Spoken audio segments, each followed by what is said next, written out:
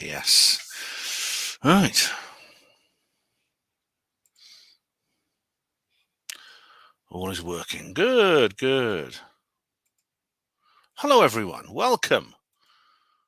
Welcome all of you. Welcome, everyone, to the Storm-o-pocalypse. It's the end of the world and it storms doing it. Della Farron, hello, Della. How you doing? Tina Silver, Nanu. As a classic Robin Williams, that was. David Schultz, Happy New Year to you. Happy New Year. Good evening, Rhiannon. Tina Silver, must be all the sprouts eating. Oh, I love sprouts. Hello, Mark One. How you doing? Hugo Roon, evening all. Spliffs in a tin. Wish I could share. Oh, to Hugo, you might not have enough left for yourself. Good evening, Bernie Tucker. Happy New Year to you. You're welcome, Bernie Tucker. Bernie Tucker says thanks for all your great videos. Thank you very much. Plenty more coming this year. How are you all? I hope you're all right. And we have Neil Peel. All right, Neil Peel is right. Yeah, a bit of a preview there. Neil is well. There's a video I'm going to be uploading shortly, probably maybe after this one, maybe tomorrow morning or something. And it's one that Neil and I recorded together. Now there's a low quality version on. It's going to be a part of the video I've made, but it's going to include all my other fun things. And Neil he's doing a top quality one in full studio glory for the Paranormal Peep Show. Hello, West Londoner. Greetings. How do you doing? Hello, Lights Were Low. R.I.P. David Soul. Yes, he has. His soul has departed. The soul has departed the soul. Good old Hutch. Yeah, Starsky and Hutch. I remember that. Yeah, that's sad. He was 80 years old. He's a good guy.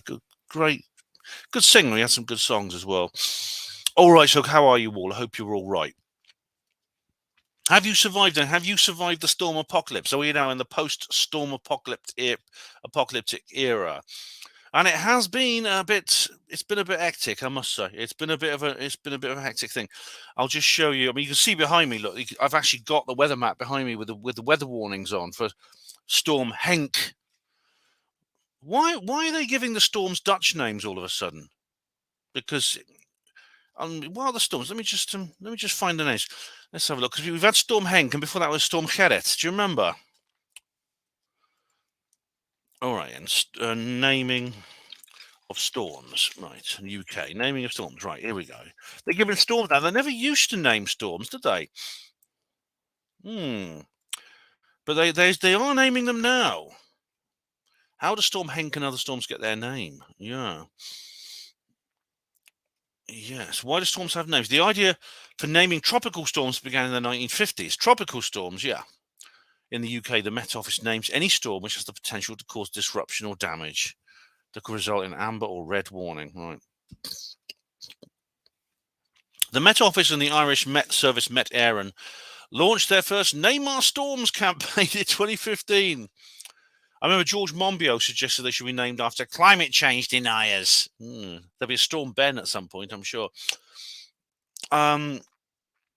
The Met Office has changed its method slightly for naming storms. Right. What names are on this year? Yes, right.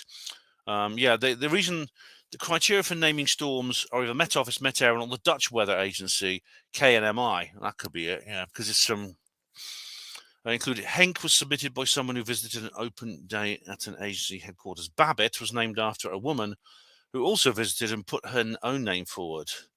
The reason was she was born during a storm. Storm Gerrit was named after a weather presenter who left the Dutch public news broadcaster NOS, right, after 25 years. Storm Kieran was named after Kieran Fearon. Kieran Fearon. It's like harem scarum.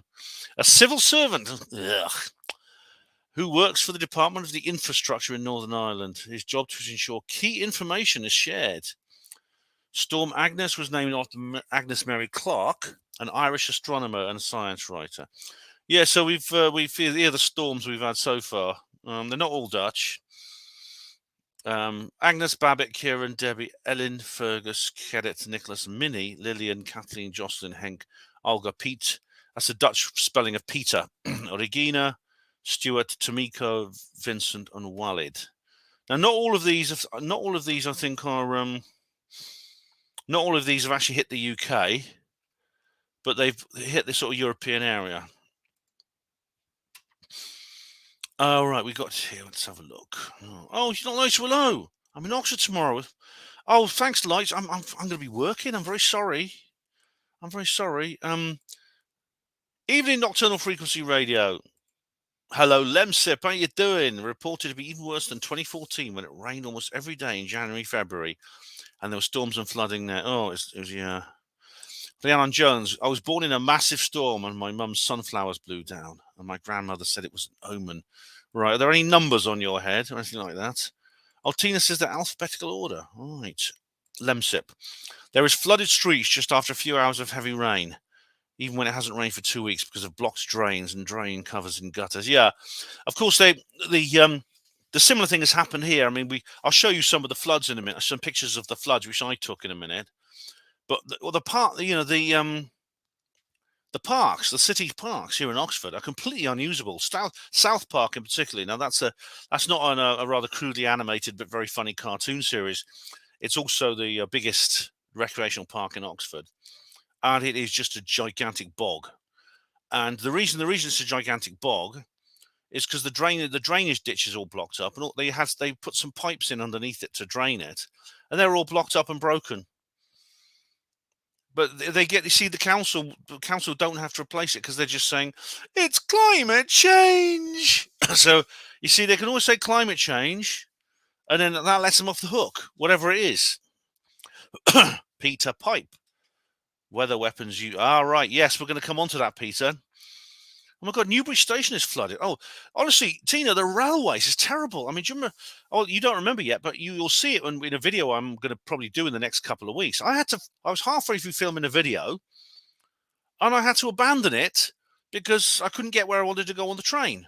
I was just literally on the station, and they said, "Please do not. We recommend you do not travel. Please return to the ticket office, and please return to the ticket office, and we will refund you your ticket." So I said, right, I'll have to leave this. I will have to leave this particular video to somewhere else. Yeah. For another time. I'll have to finish it another time. Yep. Then they will complain of a drought. Oh, yeah. That's unbelievable. Oh, dearie me. Yeah. Anyway, I'll just show you some of the photos of the flood. Which where are my notes? Here we go. What I'll do first, I'll go through the notice comments. I've deleted the notice already, so there's no more confusion. David Splendid Isolation says, Churchill's "Fight Them on the Beaches" speech is Churchill speaking. He recorded it 9 years after, later for posterity. The actor Norman Shelley, who played him in a different speech, Re Al Alamein, didn't do the 1940s Beaches speech, which was only heard in Parliament. It's a popular myth that he did. That evening, it was a news announcer that repeated portions of Churchill's speech in Parliament. Oh, right.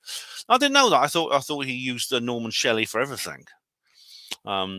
And Diego Rivera says, Michael Fish says, don't worry, there's nothing to worry about. Poor old Michael Fish. Poor old Michael Fish. You know what they're going to do, right? Michael Fish will be on his funeral, right?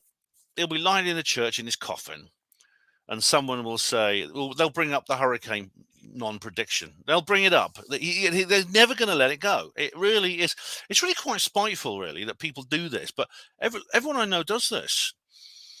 If you it's kind of like maybe it's just natural. We get a kind of some people. I think it's maybe Schadenfreude or something that apparently is natural, but because someone else, it's happening to someone else, not you. But in this case, it's other people fuck up and you don't, and you feel really good. That's what it is with Michael Fish, and they will not let I suppose when Michael Fish makes such a big boo boo. Just for a few hours, we can pretend that we're perfect. Poor old Mike. He's still getting stick for that. After 40 plus years, he's still getting stick for it. Tina Silver. It reminds us the Beeb is full of shit. Yeah.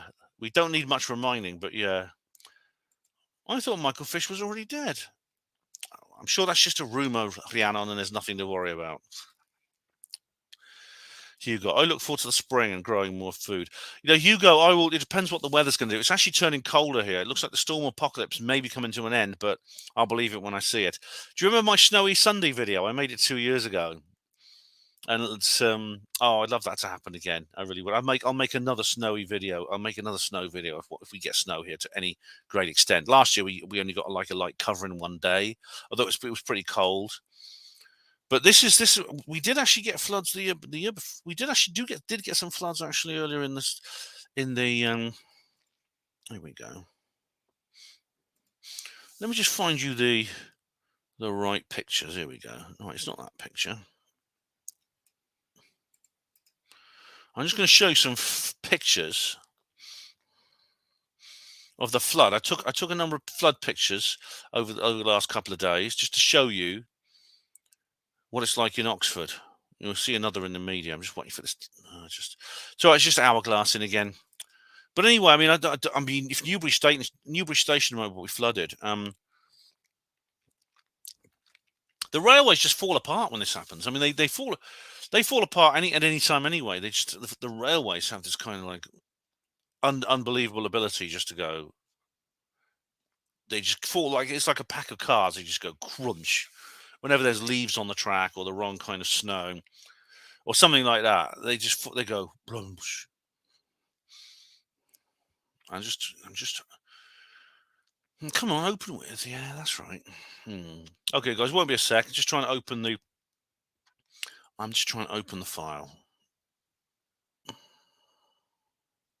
And I'll show you the photos. I should do this on my new computer, really. It's just I'm used to this old one. That's the thing. I'm just used to it.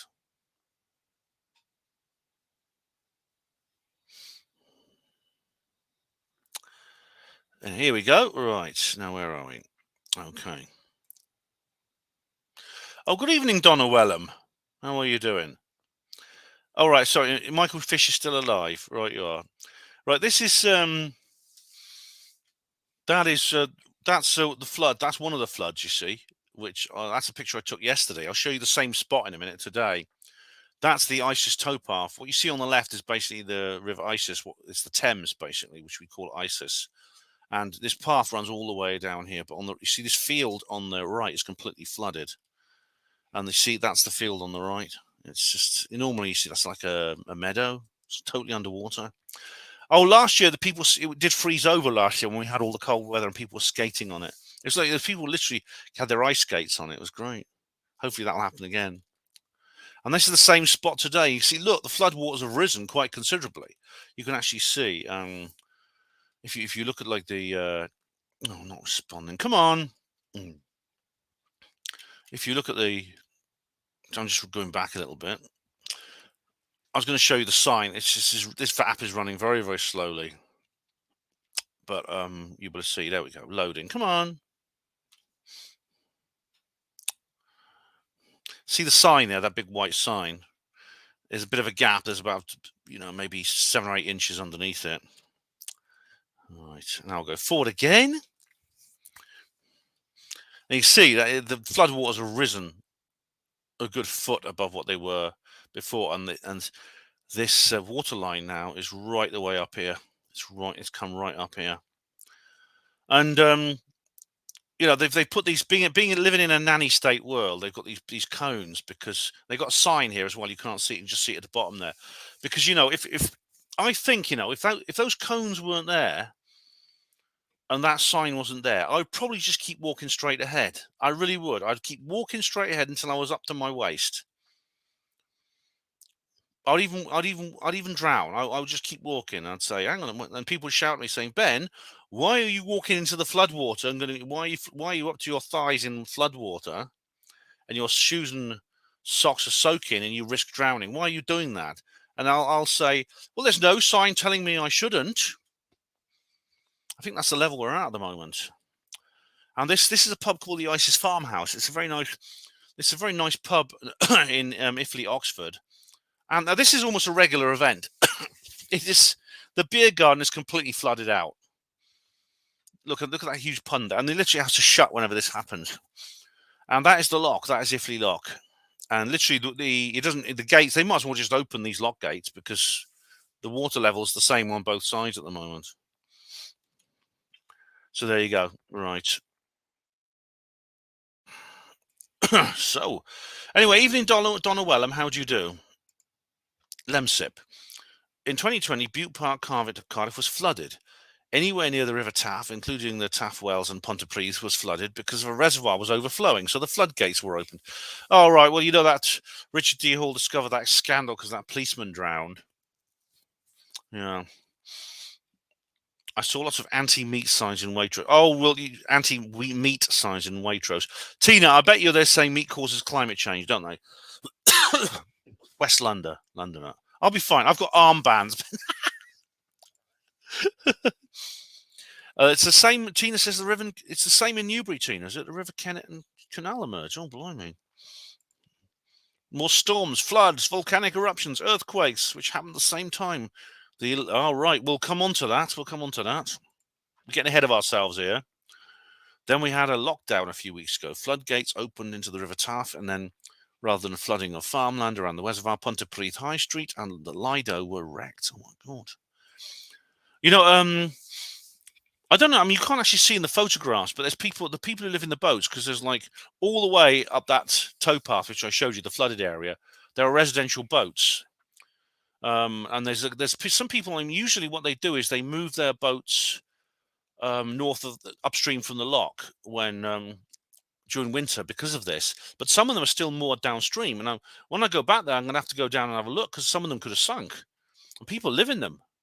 I mean, how they got out, I don't know. They must have, maybe they've got rubber dinghies or something for getting in and out of their boats.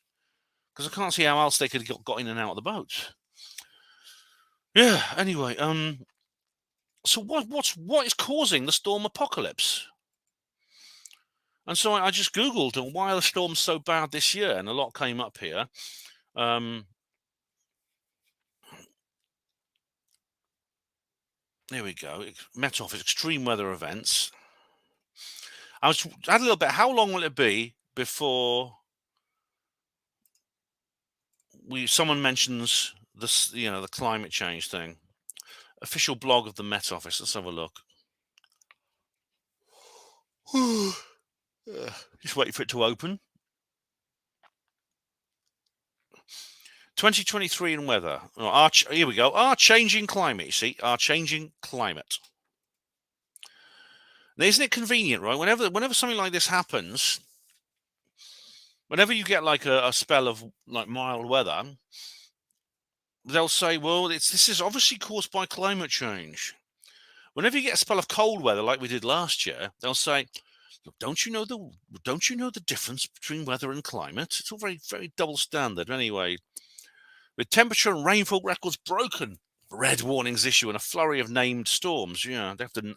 Well, they're only named because you guys named them. We used to have storms before and they weren't named. 2023 has been another eventful year of weather in the UK. I mean, maybe it's because we're British, but we have to keep talking about the weather all the time. With 8 of the 12 months of the year warmer than average, 2023 will go down as one of the 5 warmest years on record in the UK, though the position for the full year will be announced on the 2nd of January. The 5 warmest years in the UK in series from 1884, 2020, 2022, 2023, an indication of just how fast our climate continues to change. And if you disagree with it, you're in trouble. Record-breaking June. The lion's share. All right, here we go. Mean temperature. Here we go. That's a map there. September. And this rainfall amount. Oh, gosh, we've got the worst of it in the south today. Storms named eventually. Yeah, we've been through that. I look back at 2023. Oh, my goodness me. Anyway. What was I going to do next? I was going to show you something. Oh, yeah, I was. And and of course, it's on the headlines, isn't it? It's always on the bloody headlines. Here we go. I don't know when the phrase storm-o-pocalypse first emerged. I mean, I didn't invent it. I heard it somewhere.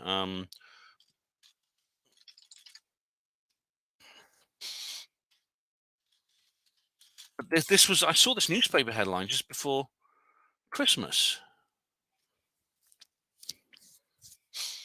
This was Boxing Day's newspaper. Here we go.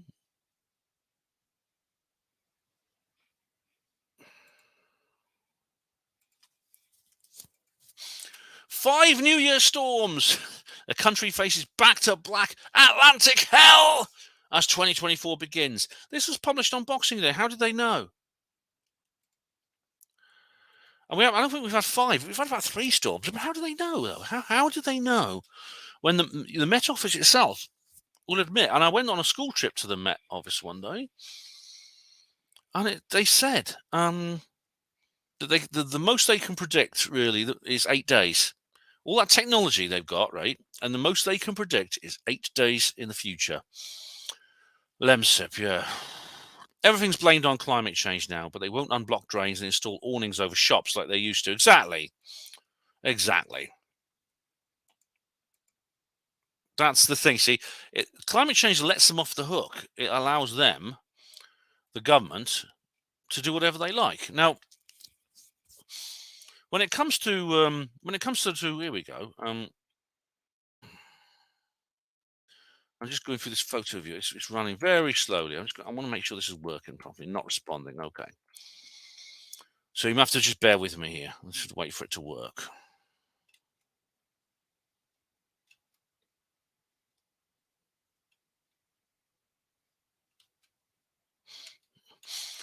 Okay.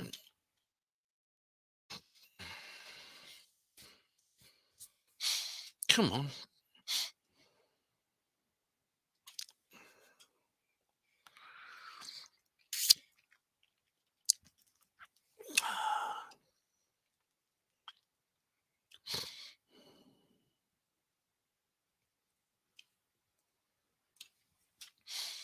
All right.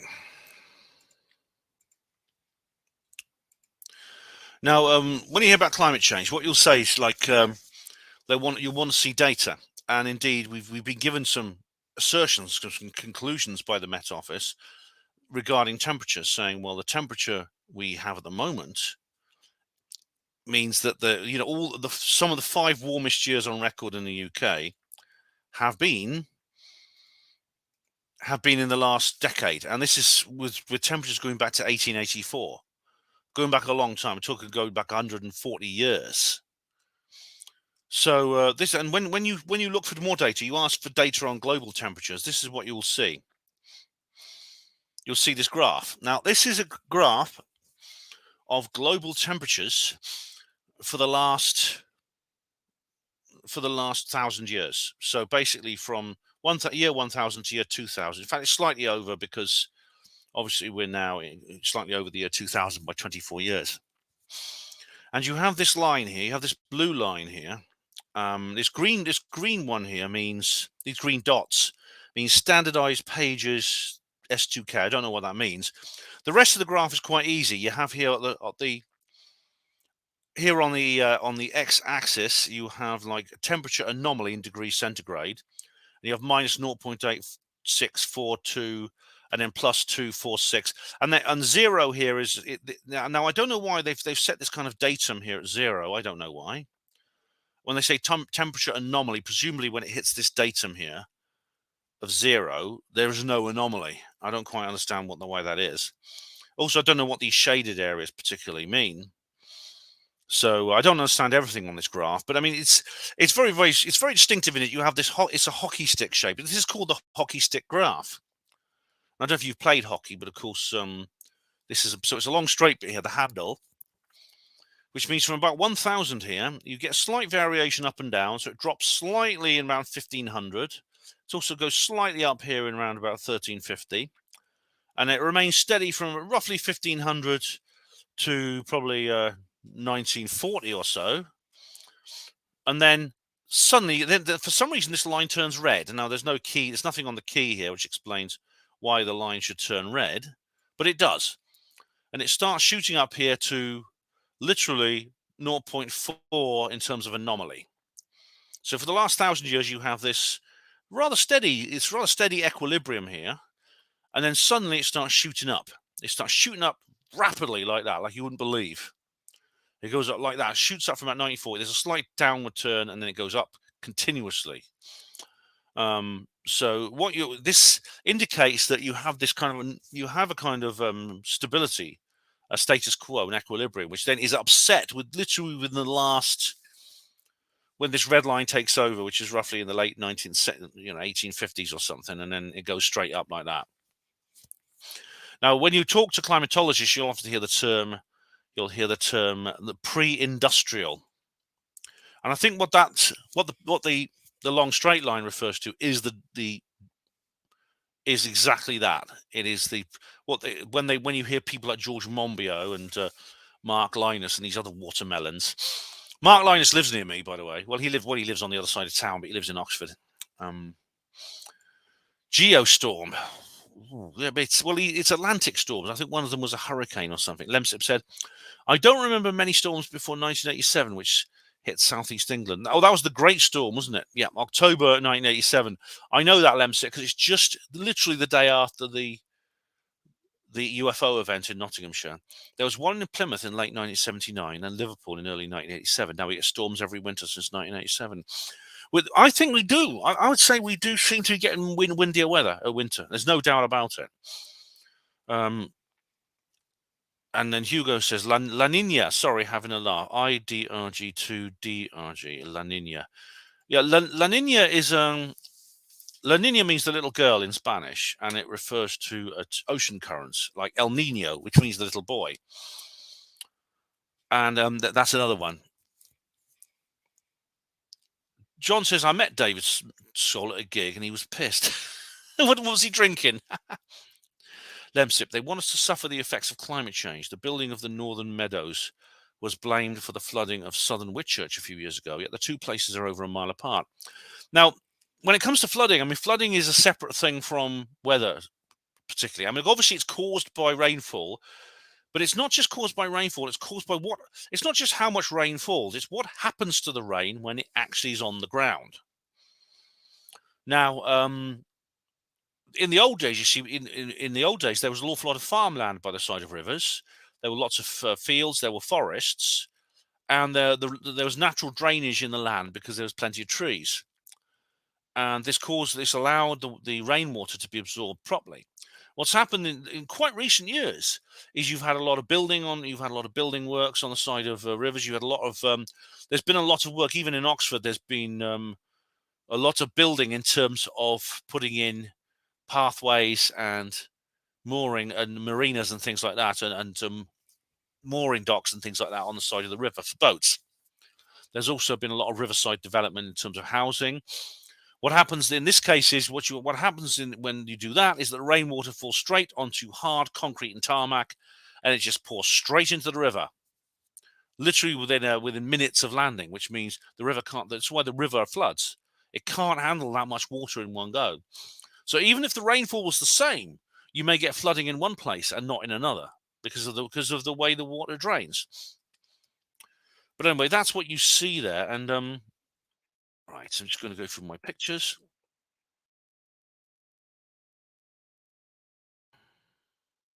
To find the right picture, I'm just going to show you another version of the graph here that I showed you before. One sec. I'll show you another version of that hockey stick graph. There we go. It's here. I'll just zoom in a little bit. This is very, very similar ones. It's again, you have the scale though is slightly different. This is from the year 1400 to 2000. So you see this black bit here. It says here industrial for instrumental data. So this is, I assume, when we started measuring things properly in terms of the Met Office and that, which seems to be around just before 1900. They said 1884 before. Maybe that's what the red line meant on the other graph. But you see here, while I'm an original, which is red, Man Bradley Hughes 1998. That's the red one. The blue one, and instrumental data. And these obviously match each other pretty well. You see here, the temperature anomaly is slightly different. You have the datum down here, and it goes up like that, and you see it doesn't quite rise quite as far as it did on the other graph. So this is basically another version of the hockey stick graph. Now, I don't think I need to repeat too much of what I've said before in previous videos, but this is a very, very frightening thing. Oh, we got Israel Diego. Hello, Diego. How do you? Baked beans cause windy weather, don't they? What? Oh, really? I don't know how that works. Love and Forgiveness. That's a good name. El Nino and the occasional close proximity of the jet stream for a longer than average period can cause greater rainfall. Yeah, maybe that's what we've got now. I saw a news source saying El Nino was back.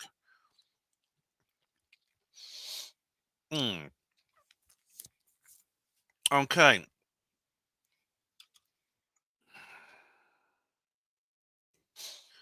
Now, you may be familiar with this picture.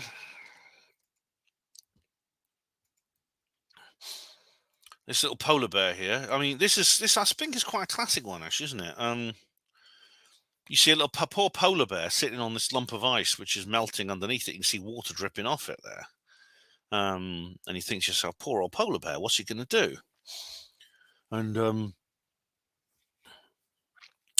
I think if I was a small child and I saw this, it would freak me out pretty badly. It would upset. I mean, I would hate to be a child in today's world. I really would. Actually, it'd be absolutely horrendous. Um, I was a very empathic child. I was a hyper empathic child, and this sort of thing would have. I used to see things like this when I was a little kid. I mean, I saw things where I would go into a depression for weeks when I was like 5, 6, 7 years old. And they call it a junior existential crisis. And I was like, I would do this. I'd just fall into this real blue funk when I saw things like this.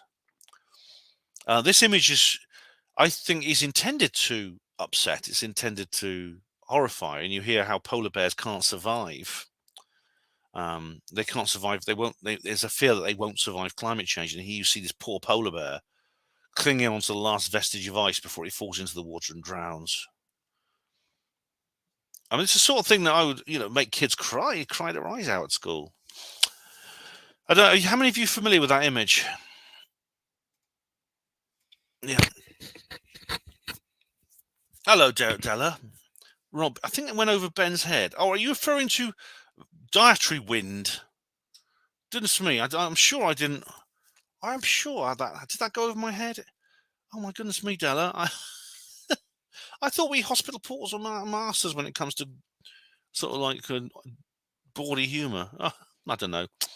West London said I was 8 in 1987 when the storm happened. I was terrified. Subsequently, I have a bit of wind phobia. I mean, I don't remember it very well. I was of a similar age, and I just remember the news stories and everything. I can't remember the actual windstorm. I remember stories about trees being blown over, and as we found out, into all of Rendlesham Forest was basically flattened. If that's a real photo of a polar bear, then where's the bottle of Coca-Cola? Where's the glacier mint? Why don't you stand on a glacier mint? Bernie says, I used to work the land every winter and we cleared out the ditches. It does not seem to be done now. The water has nowhere to go. Exactly. This is that's the problem with the public parks here in Oxford. They are literally bogs. They've turned into bogs. I couldn't walk through one today because it was just, not only was it muddy, and I've got like work boots for muddy, but there were gigantic puddles, huge puddles, like 30, 40 feet across. Polar bears are omnivores and can adapt and eat anything. Also, natural hunter of the human species. That's right. Yeah, they look cuddly, but like as is often the case in the animal kingdom, things can look very cute, but they're not. I mean, if you're walking in the ice caps and one saw you, they will take you out. They're very fierce.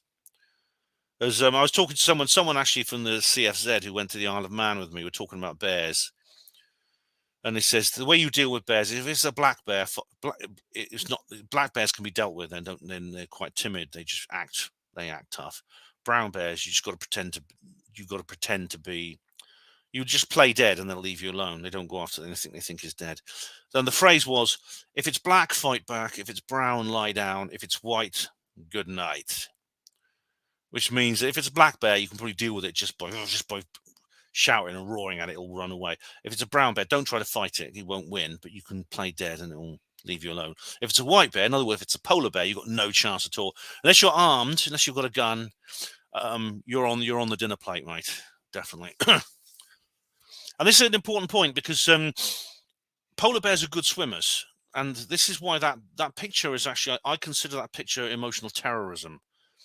Because it's designed to upset, especially children.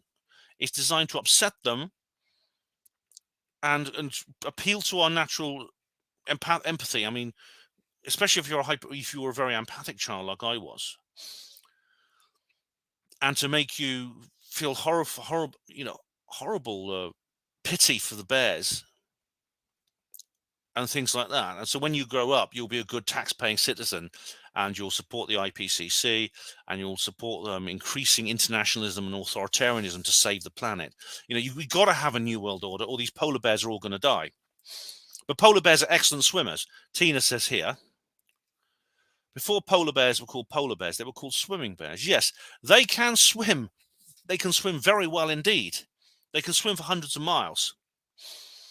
That polar bear is on that melting lump of ice is in no danger. It's once the ice melts, it'll simply swim to another one. It will swim to the shore. John Nolan, when you were a reporter, did you mind going down to the morgue? No, not really. I'll say more about that on my St. Theo's Day video, John, but no, I don't. Anyway, Happy New Year, John. Welcome. So that's what that picture is designed to do. That's what it's for. So that's the thing. Now, well, the reason let me just go to my notes.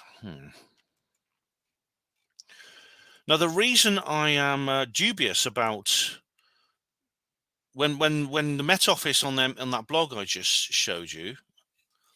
Oh yeah, I've got to bring you something else. I've got to bring. Oh yeah, Tina says here, evoke shock and awe. Yeah, shock and awe. They do. If it's a panda bear, point and laugh. That reminds me of Utopia. That Utopia, the one that has a warning at the beginning saying, "This is not based on any real pandemic. We promise you." There's never a species that deserves extinction more than the fucking panda, except humans. As what's his name? John Cusack. Yeah.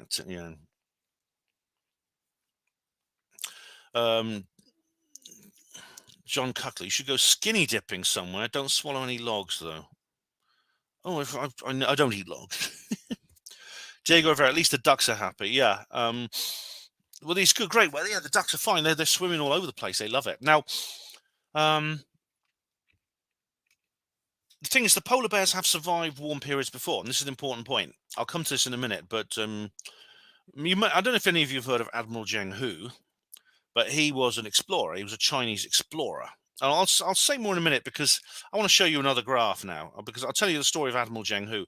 But Admiral Zheng Hu sailed his ship up into the Bering Sea from China. He's a Chinese explorer, and he sailed his ship right up into the Bering Sea, into an area which we know today, at the time of year he went there, is ice covered, but he found it open. So which means that area was not covered in ice at that time of year when he went there. I think it was in the 8th century, and so that makes you think, well, in that case, why did the polar bears survive that? Why are they still alive today? Let's find another image. I'll just show. This is, of course, this is just the image behind me. There, you can see. There you go. That's just the image behind me.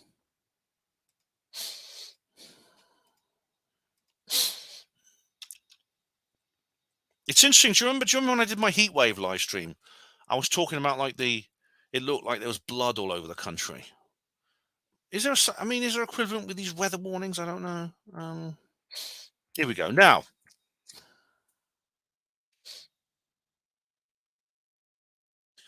I found another map. Now, this doesn't illustrate it very well. This is another weather chart, right? This is the temperature graph I showed you just now, right? Della, I love a good graph on a Friday night. Yes, I've got another one for you in a minute. Hugo says, lots of spliffs in my tin. Anyone want to come and share? Oh, right. Well, Jackie and I are going to come and see you at some point, I think, Hugo. Maybe when the weather gets nicer. If we're not all dead from another storm apocalypse. Right, now, this is... I'll just show you this. I'm going to show you now another temperature over time graph. Here we go. Now, this is another similar graph. Now you've just seen the two I just showed you. They're known as the hockey stick graphs. Now this is essentially the same thing, but it's as you saw with the previous one, there were like two separate measurements which correlated. This one is totally different. Again, now this is actually twice as long. So the last one went from the year 2000 to 1000. Now this one is what you have here. This one goes back for 2000 years. So you have here, you see there's a considerable distance. I mean, I wouldn't try playing hockey with this stick, I'll tell you, because it's got a big bulge in the middle, and then there's another big bulge here which will catch your ankles. That'll run into your kneecaps. This one will run into your ankles. And the blade finally at the end here.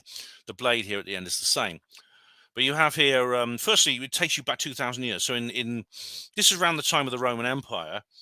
You get some spikes of considerably high temperatures here, about the same as they are now, which then drop considerably around about the year 300 when the Roman Empire fell. And they go up again and down again.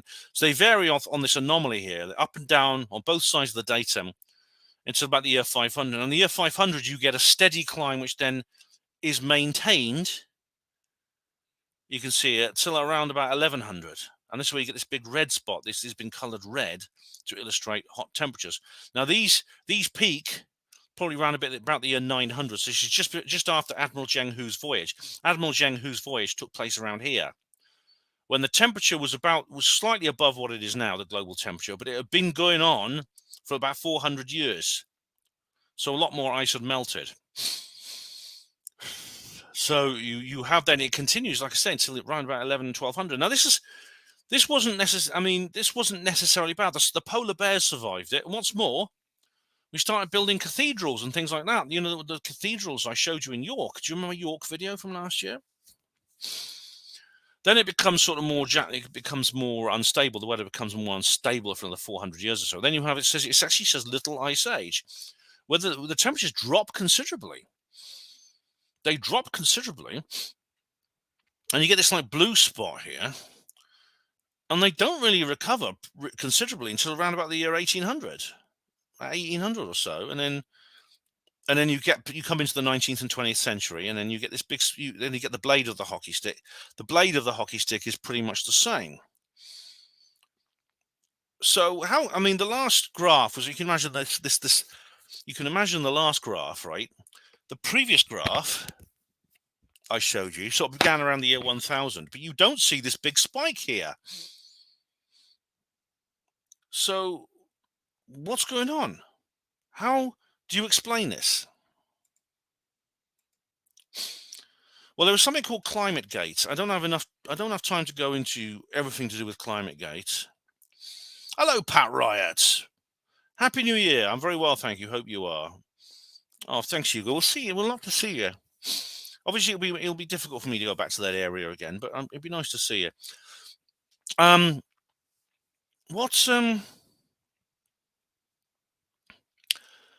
ClimateGate is, I don't have time to go into detail now, but it involves some email conversations from the University of East Anglia, in which two climate scientists and I think there may be a couple more were conversing on how they could find some way to falsify the data so that the graph I just showed you, the one with the big red hump in the middle of it, would not be published.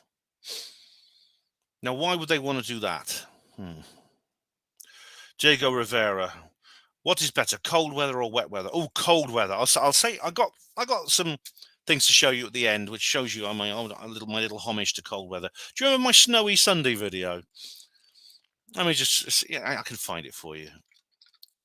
When was it? I think it was about 2 years ago.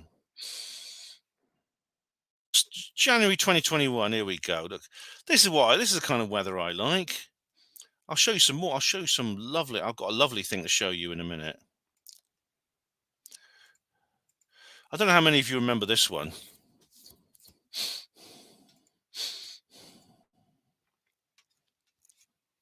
Look at that.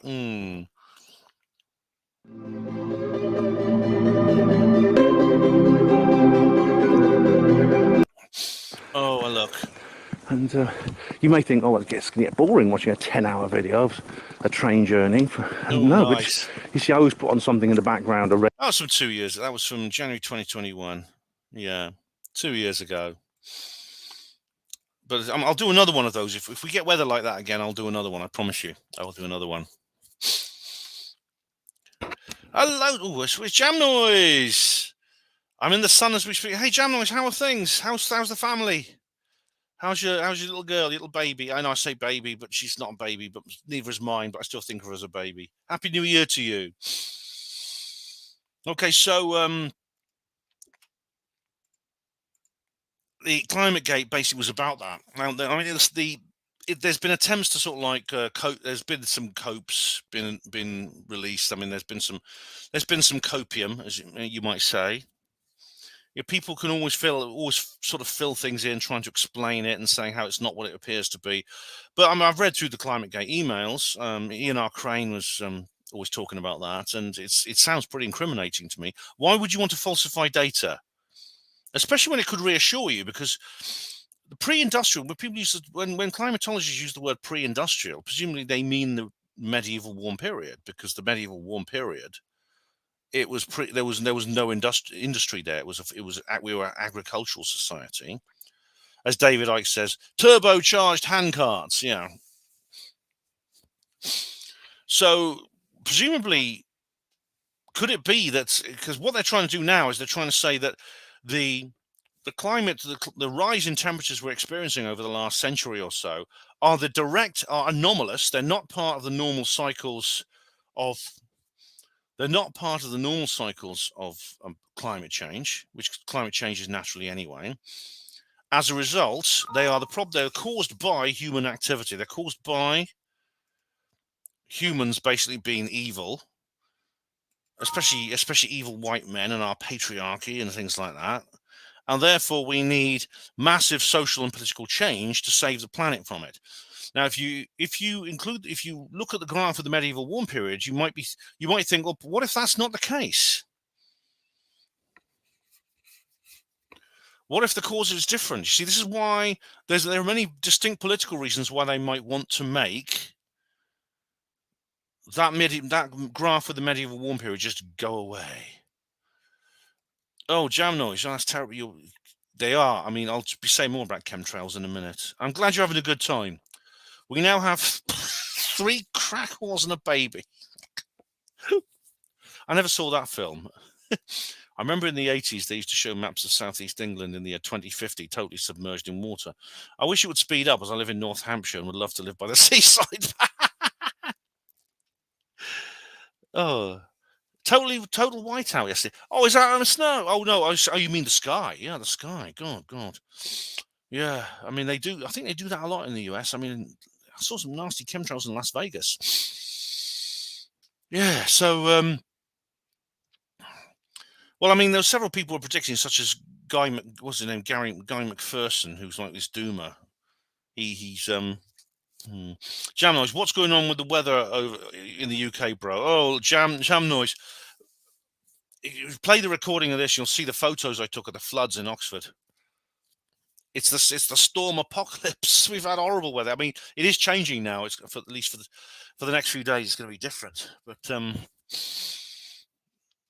so the question is, like, it's pretty clear. Like, if for example you want to create greater internationalism and authoritarianism in this world, you can't just go up to people and say, look, do you mind giving away your sovereignty? Do you mind giving away your national sovereignty and your civil rights? We want to create a global dictatorship, and we need you to do this. Do you mind? Because people will say, not a chance, up yours.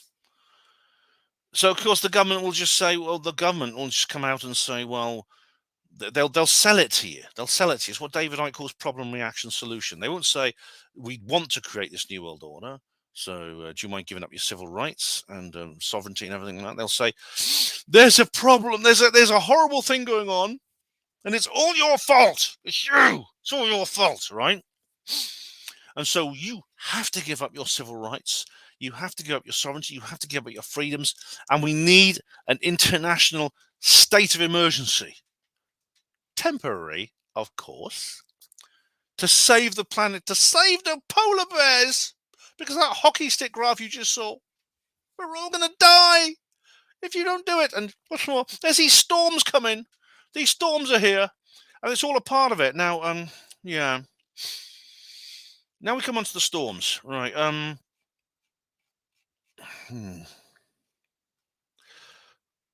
When it comes to storms, presumably there could be, this is an opportunistic thing, right? They could say, well, you know, there's that headline I showed you earlier from the Daily Mirror: 5 storms to hit in the 5 storms coming up in the new year. Where's this? I'll just show it to you again.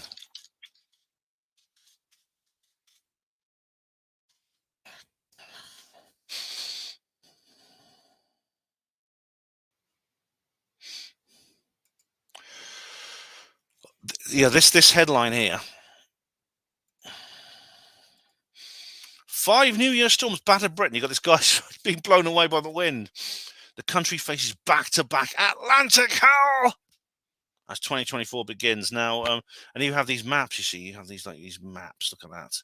Look at that anti-cyclone. Ooh, you see. Now, and of course, I showed you the weather warning map, didn't I? Excuse me. So,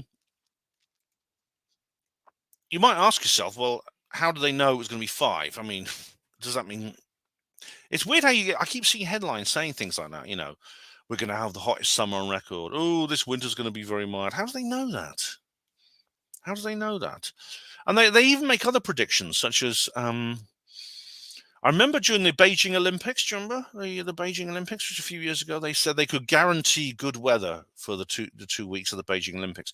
How? I mean, Beijing, if you look at its climate, it has like a temperate climate, which is quite changeable, a bit like Britain's. How can they guarantee good weather? And they made this prediction the previous year. How do you guarantee good weather that far in the future, when the Met Office, by its own admission, says, you know, we got satellites, we got radar, we got all these things, we got humidity measurements. The most we can predict is 8 days. Yes, Peter Piper. The fortune teller elites miraculously foretold a virus, and the same people made billions. Well, yeah, who's making billions off this? Well, I don't know. There is an industry associated with climate change. I mean, you can harness various business adventures onto climate change, and as well as government reforms. But and Lemsip says here, a lot of people notice the worst weather at weekends on average, particularly on Saturdays and Sundays. It's more difficult to go out with less frequent buses and trains, so stuck at home. Now, why is that? Are you saying that whoever does, the weather sort of like it sort of like gets more agitated the weekend because it has a day job or something? And I said this about Christmas, didn't I? I sort of half joked that Christmas weather in southern England is almost like a caricature of itself. Do you think the aliens are controlling the weather, Ben? I don't, Diego Rivera, but this leads to the important point. If people are making predictions of weather in the long term and then it comes true, that's the kind of prediction you would make over something you could control. Now, you might say it's ridiculous. It's the idea of controlling weather is absolutely ridiculous. Of course, no one can control weather. It's a natural thing. But I just want to show you a little clip now. I'm going to show you a little clip of a video. Now, I've downloaded all these things so we won't get ads all the time. I'm not going to show you this whole video. I mean, I showed it. I've shown it before in my heatwave live stream, and I didn't get a copyright strike, so I'm not expecting to get one this time. But anyway, here you go. But I just want to show you this. Now, this is a here we go. Okay, let me just find out the details. Should have got these down.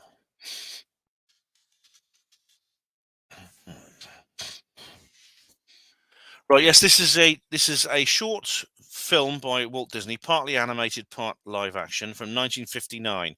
I want you to keep remembering that this was made in 1959, a long time ago.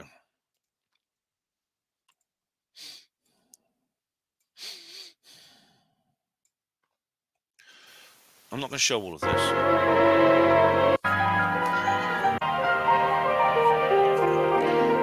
made with the Department of Defense and Army Signals Research Development Laboratories. As always, Disney's always worked very closely with the military and government. Is an answer. The world of tomorrow and the instruments of science which are shaping it may seem remote and fantastic, but yesterday's fantasies are becoming today's facts. How will these great advances influence and benefit being through an eternal vacuum? Yeah, I was talking about satellites and things. These eyes in outer space. The eyes in outer space. This is satellites circle the Earth. This was long before. This was only just after Sputnik when the first space rockets were going up. But it predicts the use of satellites to portray the weather. See the weather.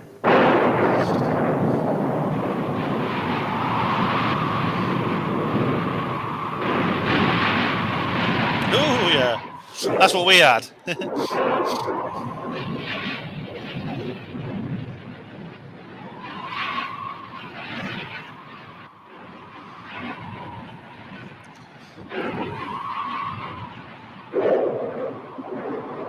That's a tornado there. Possible, all living things, and even criminal. But if the fog rolls in, slow us down, such as an almanac, a crystal ball, a gouty leg. No, these are primitive, superstitious ways of telling the weather. And the law of average.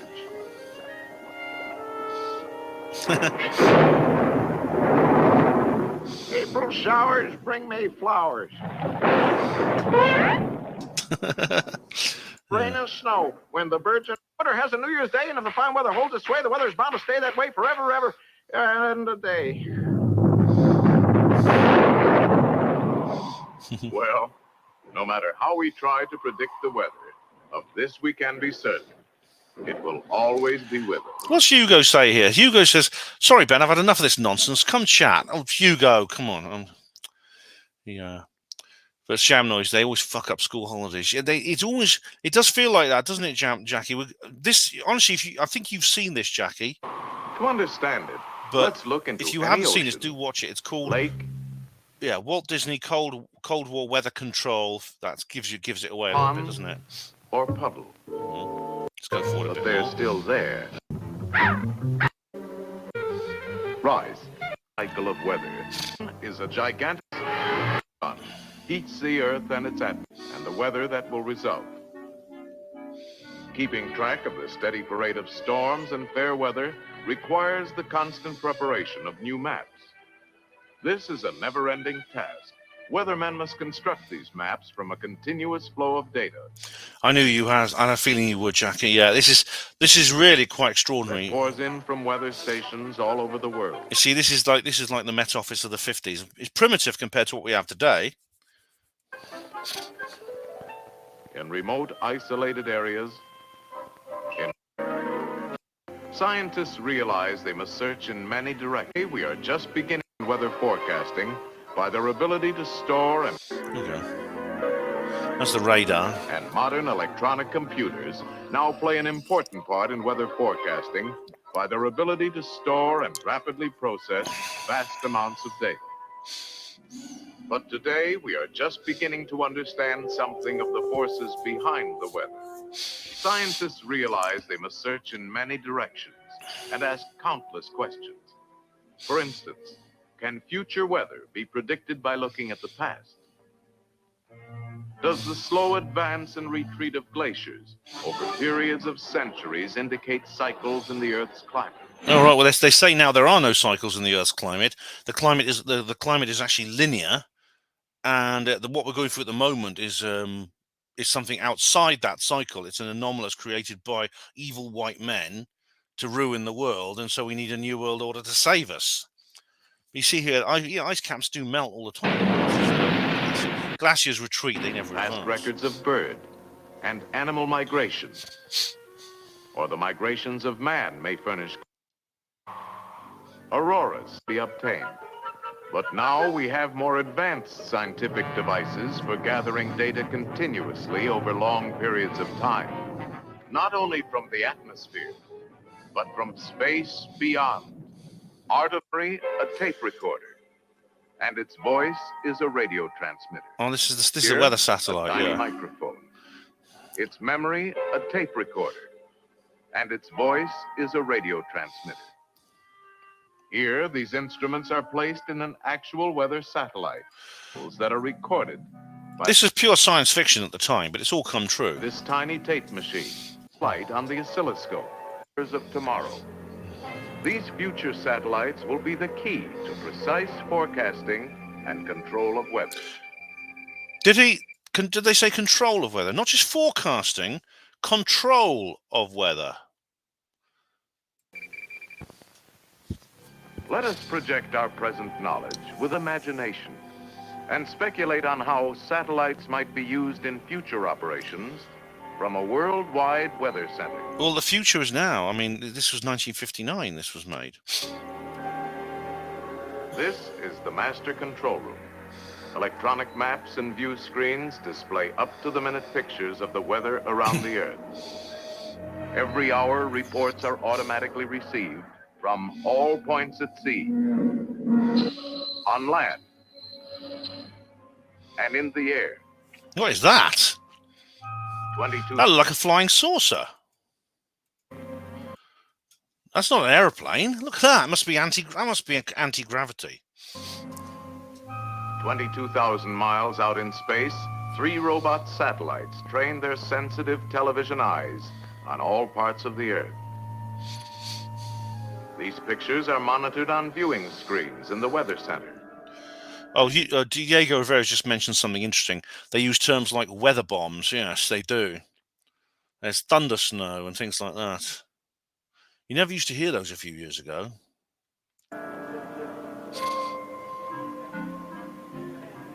Here in the computing room, electronic machines digest the constant flood of information received from all stations.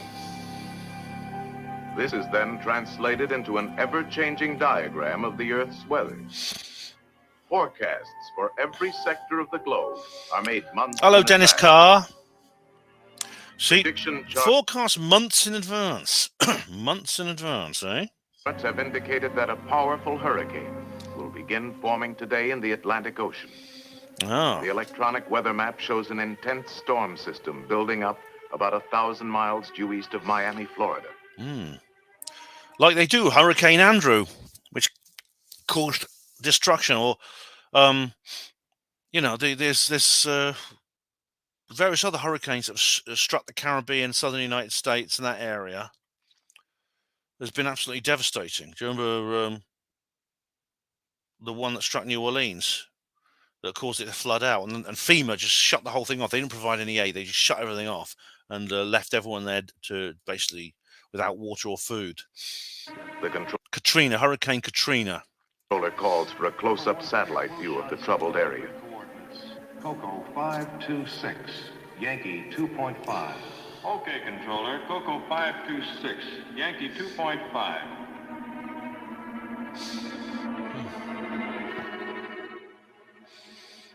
The characteristic swirling clouds of the hurricane are beginning to form. At sea, the waves anticipate the violence to come. The controller calls for a last-minute prediction of the hurricane's path.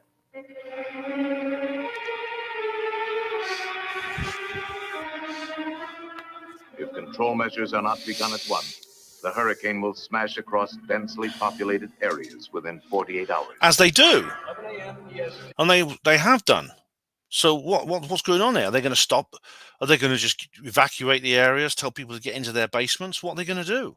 A hurricane is forming 960 miles east of Miami, Florida. If control measures are ineffective, it will pass inland at Cape Hatteras in 48 hours. During Hurricane Andrew, incidentally, a large number of people went and took shelter in the Coral Castle. It was actually one of the few buildings in Florida that was not damaged at all by Hurricane Andrew. Operation will begin within 2 hours, but safety precautions should be completed from Cape Fear, north no later than 6 p.m. tomorrow. At Weather Central, the control strategy is mapped out.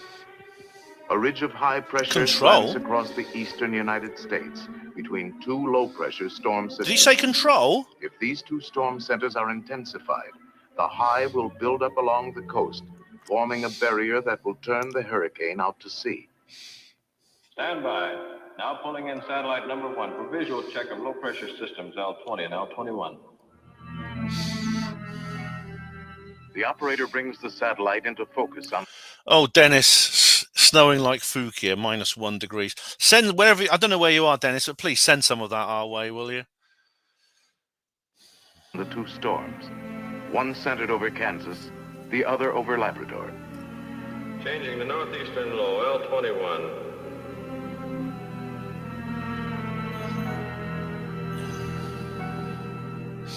With the touch of a button, the battle begins. On the ground, chemical cloud seeders begin to work the two storm areas. What? Robot planes seed the clouds from above. Well, robot clouds see the, and chemtrails aren't real, guys. The skeptics will tell you that. You know, Brent Lee and Neil Sanders have just done like a 4-part video, which I haven't watched it yet, but saying chemtrails aren't real. And people say, well, this is Walt Disney. This is just a Disney fiction cartoon thing from 1959. Yeah, but it's a documentary. It's not fiction. It's not like Alice in Wonderland. This is a documentary about the future. It's like Tomorrow's World. The storm centers over Kansas and over Labrador intensify as seeding continues.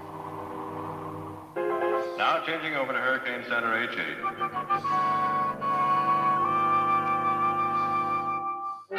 The fury of the hurricane mounts as 100-mile-an-hour winds lash the sea to a foaming frenzy. You don't want them to hit, do you? All stations, Sector C. Activate Phase 2, Control Plan Delta. Set vapor rockets for 42,000 feet.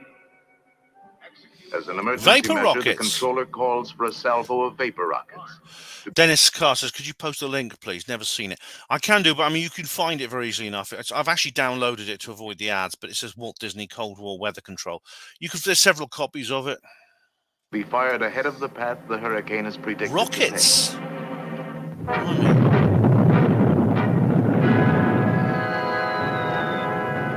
These artificial clouds will block the sun from evaporating more water to feed the hurricane. Oh! The reports coming into the control center indicate that the diversionary cloud seeding over Kansas is now creating a flood danger. Right, none of this is just fantasy. This is all speculative fiction, which is based on the science being done at the day. People were seriously considering weather control in the 1950s. I'll give you some other examples in a minute as well.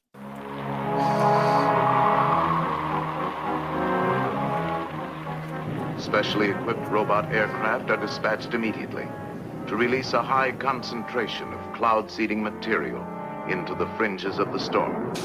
See, more of this thing that doesn't exist called chemtrails, yeah. Heavier seeding from the ground also helps to subdue... This is HAARP. These are electrodes. These are atmospheric electrodes. It's HAARP. ...the rain by spreading it over a wider area. The controller calls for another view of the hurricane, which has now moved closer to the coast.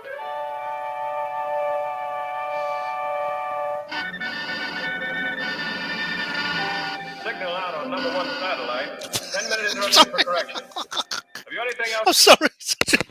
West Londoners just said... West Londoners just said something that really made me laugh.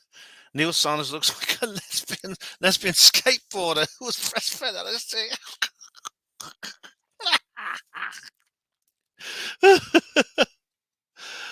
Jam notices Biden has announced they'll be studying the potion of geoengineering in the next 5 years.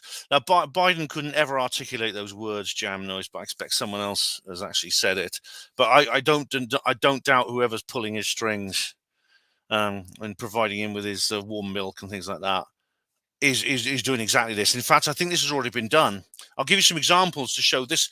This was actually achieved not long after this film's made. In the area. Satellite station S1 is approaching area. Even before, actually. S1, this is Weather Central. Request video signal at grid coordinates COCO. An emergency situation has developed. In an orbiting space station 1,000 miles above the hurricane, A crewman sends a temporary picture back to Weather Central.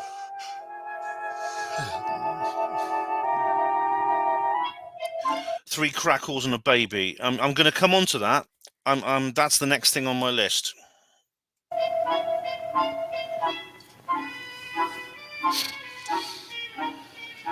Okay, S1, your video is R5S5. Thank you. The hurricane has stopped moving toward the coast, but is still intensifying. It must be made to move northward and out to sea. This is a crisis. Aberdeen Station. Activate multiple seeding rockets on course 117. The controller decides to fire cloud seeding rockets just ahead of the hurricane, hoping to start it moving.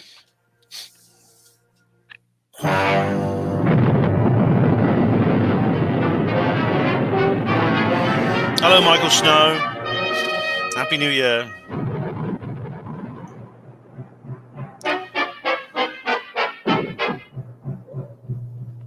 It's like fireworks, isn't it?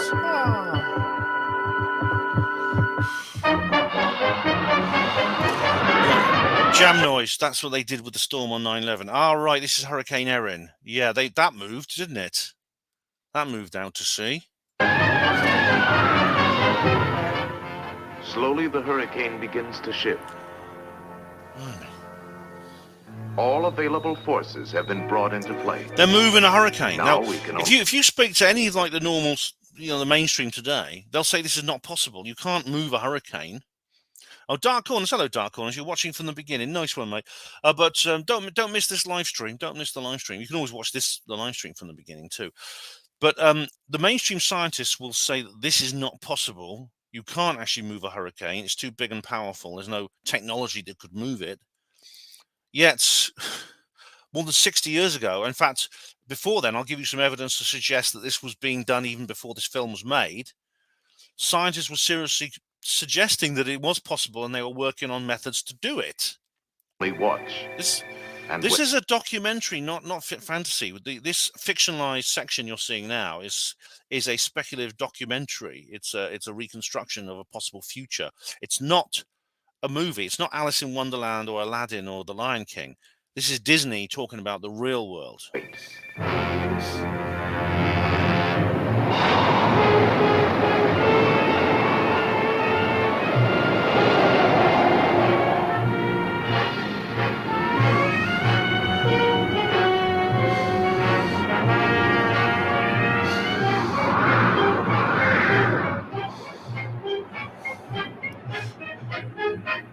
I like Truth. The Truth is Out There Somewhere says, do you know of any... That's a good name. Truth is Out There Somewhere. Know of any good streaming services that aren't as censored as YouTube? Oh, loads of them. I mean, there's BitChute doesn't...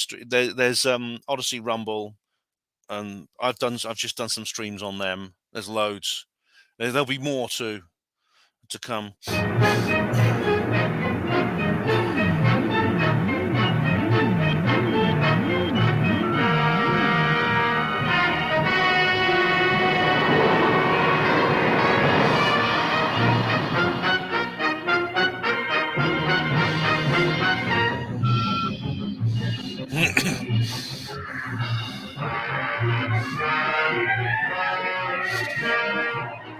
I'll come on to that in a minute, Lemsip. Yeah.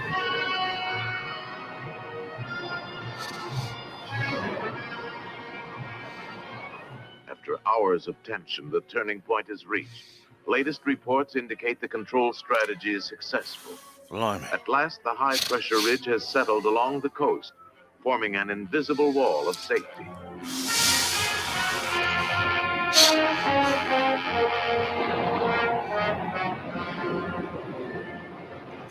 Thanks, Jam Noise.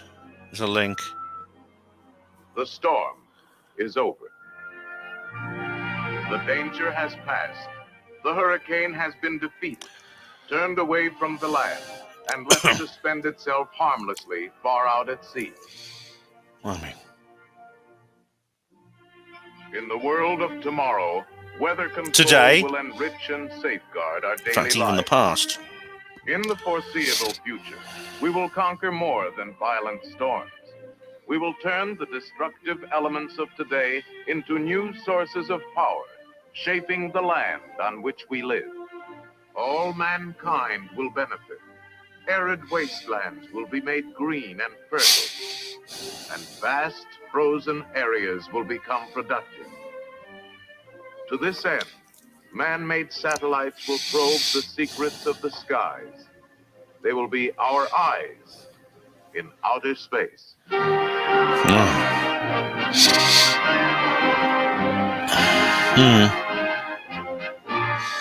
Let's watch now. We're going to go through the credits because the credits are always interesting. Things like this. There's some credits at the beginning. Right. Let's go back to the beginning. Yeah. Pretty fascinating. Yeah, let's go back to the beginning. What's that? What's this kind of thing? Go away. See, science factual presentation. There's a list of. I don't know what this damn thing's doing here. Go away. Go away. You should still be able to see that.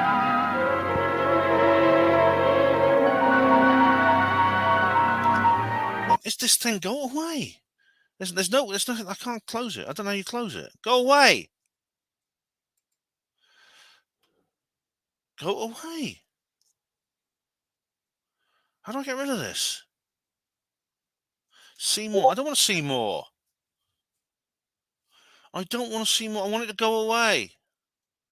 How do you close this? What the hell is that? Oh, here we go. Let me just put that back there.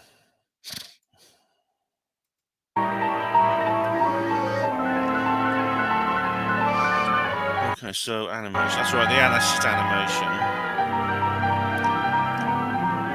Now what's happening? Oh, God. Right. Technical consultancy. It's a... this is interesting. Storm Henk flooding traps canal boat against bridge. All right, that's pretty useful now this has come out. You see this, there's this poor boat here. John Pilger. Oh, I'm not going to go into John Pilger. Poor old John Pilger. I liked him. Here we go.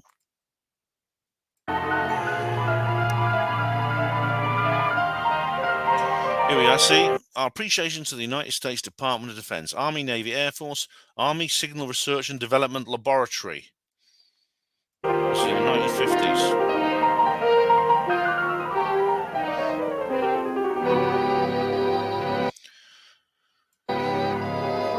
Ward Kimball. Now he was one of Disney's close collaborators.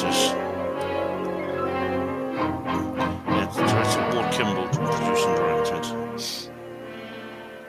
That's it, right? Okay, guys. That was Eyes in Outer Space.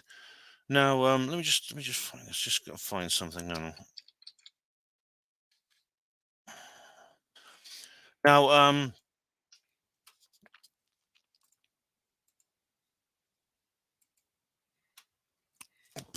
Now, hello, David. How do you do? What's going on here? Oh, the Storm-o-pocalypse is over. I think we maybe were going to survive, David. Anyway, now there's something very obvious here. There's two very obvious things in the video I just showed you. Firstly, that was made a long time ago, which means that the technology, which is described in 1950s technology, is bound to have been developed to a considerable extent further today, yet it is not in public use. So it's not being used to protect countries from hurricanes. Hurricanes still strike. We mentioned Hurricane Andrew, Hurricane Katrina. Several places all over the world are being devastated by extreme weather events like hurricanes and typhoons. And this technology is not being used to protect them. Assuming it exists, presuming all this fuss, it just went away. Hello, Mr. Grey Owl. How do you do? How art thou, Benno? Welly, how art thou, Benno? Hello, Mr. Grey Owl. Now, did all that research that went into that just go away? Did it? Yes, we're talking about the weather, guys. We are British, after all. Did all that research just vanish? I don't think so. Now, that's the first very obvious thing. The second very obvious thing is, if you can control hurricanes and storms to the point where you can deflect them away from your country to protect it from damage, surely the opposite is true. If you can direct a storm away from your country, surely you can also direct that storm towards an enemy country using exactly the same methods. Why? Are you sure? Can you really believe no one's actually thought of that very obvious adaptation, application of that technology? What they're going to say? Oh, we can't do that. It's not wrong. Oh, we can't do that. That'd be horrible. What you put? You have a devastating weapon of war with complete plausible deniability. You can attack an enemy nation. You can attack an enemy nation and just put it down to a freak of nature. This is why this is the same thing as I said in my zombie lecture about biological weapons. It's exactly the same. Are you sure surely someone has thought of that? And they've not only thought of that, they're using it. Maybe they've been using it 5 times on us this year now. Why? So they can justify more and more control over us by saying, oh, taking us back to the beginning, oh, climate change. See? Now, you may think I'm exaggerating, but someone's already mentioned this in chat, the Lynmouth disaster. Now, someone said this. Someone said, what about the Lynmouth disaster, Ben? Yeah, now someone mentioned Don't Look Up. Yeah, Lemsip. I've got to say, let me say, Don't Look Up. It's worth. That is actually very funny, but it's extremely misanthropic. It is odious. It's very misanthropic, but I couldn't help laughing. Jam Noise. Yeah, check out Jam Noise's channel. Diego Rivera, Hurricane Benjamin Jones. I'm sure they'll name one day. Now, the Lynmouth disaster was an incident that happened in August, on the 15th of August 1952. Lynmouth was struck by the worst flash flood in the history of this country. 36 people were killed. Some of them were not even found. And more than 100 buildings were destroyed in one night. I've been to Lynmouth. Now, those of you who watch regularly may well have seen my Sky Watching in Devon video. I can't remember if it's the first one or the second one. But me and Diana, we actually go to Lynmouth, and I actually been to the place, and it's extraordinary to see. And just imagine that, and they show you how high the water level rose, and it's extraordinary to stand in that village and imagine the sheer volume of water which poured down from Exmoor that on one night. Let me just show you. I'm just going to show you a news report from that time period. It looks like one of these old newsreels. Let me just open it.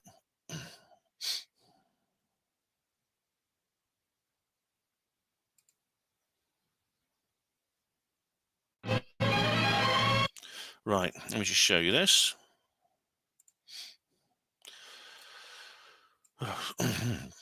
This is from 1952, bear in mind. Right? There's actually a radio. You get a radio. There's an old Radio 4 show. I don't know if it's still on the BBC, but it's all about this. It's like 40 minutes long, and it talks about how residents have actually been trying to investigate this. Because, let me just show you this first. Yesterday, Lynmouth was a peaceful holiday resort. Look at that. Today, it is a ruin. Those houses have been just ripped to pieces. Pathé cameraman Bill Jordan was on the spot soon after floods had swept down from the hills to smash the little town. And this is his story. I knew very little about Lynmouth before I arrived. When I looked around, I was almost glad I didn't. Friends had sent me picture postcards of Waters Meet, a beauty spot only a few... Oh, Jam Noise just put a link for the video. Right, thank you very much, Jam Noise. ...miles away. It looked very pretty and quiet. It was this stream, swollen with rain, that became a raging torrent.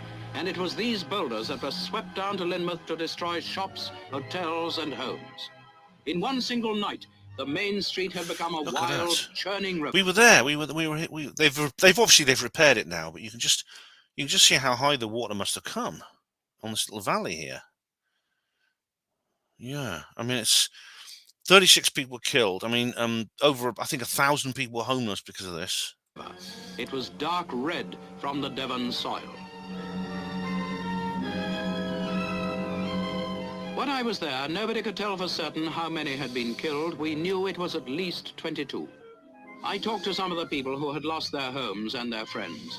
They were still bewildered, still unable to grasp that their little town, which some of the locals used to call... Yeah, I'm going to come on to that, Jam Noise, you're right. Honeymoon Town, was now End. just Oh, look, rubble. the number plate says end.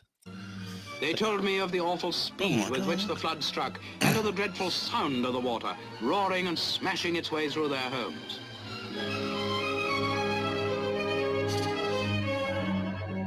The bridge is gone. Already work Can't get across because the bridge has just been destroyed. has begun to mend the battered town. The army is there, and with them the men of the St. John's Ambulance and the women of the WVS, just as they were during the blitzes. Help has been generously given. Nearby villagers have opened their homes to give shelter to the homeless. So that's clearing up the mud that had been deposited there has been just washed down from Exmoor. Oh my God, look at that. Broken furniture littered the streets. As I stepped over the rubble to leave Lynmouth, a great dark cloud hung over the little town. Slowly, rain began to fall again. Awful, eh? Yeah, now, Jam Noise knows about this, she said here. People saw military jets flying and spraying before this event. They were spraying silver iodide onto the clouds. It was a cloud seeding experiment, exactly like the type you saw in that particular Walt Disney thing, that Eyes in Outer Space. Except this was even earlier. This was back in 1952. David, oh, anyone going to the Awakening conference in Bolton? No, I'm not. I'm afraid I'm not. I can't get to that one. I'm going to go to the other ones though. I'm going to go to the others because there's two others now. Right, where are we now? Just done that one. Just going through my notes. Now, a decade after that, it was the Vietnam War. Okay. Let's find.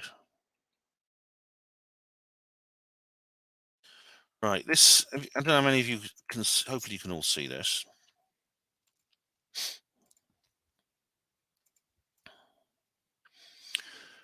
Just look, what do you see here? You see some guys on bikes going on a little pathway. Now, these are people supplying the Viet Cong in the Vietnam War. They're basically taking supplies from the north of the country, which was controlled by the Ho Chi Minh communists, to supply the guerrillas in the south that were fighting against the South Vietnamese government and the Americans that were helping them. And it was very, very difficult to stop them because their methods were very, very simple. They just rode bikes. They rode bikes with basically panniers full of equipment, weapons, ammunition and things like that, explosives, detonators, you name it. And what they would do is they would just go on these little jungle paths, and if a bomber, an American bomber flew over looking for something to bomb, they would just hide in the bushes. They just pull their bikes over the side of the road and hide in the bushes. So what the Americans did is they instituted something called Project Popeye. Now, this didn't involve eating spinach or anything like that. This is actually called the Ho Chi Minh Trail. They said, we've got to destroy the Ho Chi Minh Trail. We can't bomb it. So what they did was they cloud seeded at the beginning of the Southeast Asian monsoon with silver iodide, just like they did at Lynmouth, just like the RAF were doing at Exmoor before the Lynmouth disaster.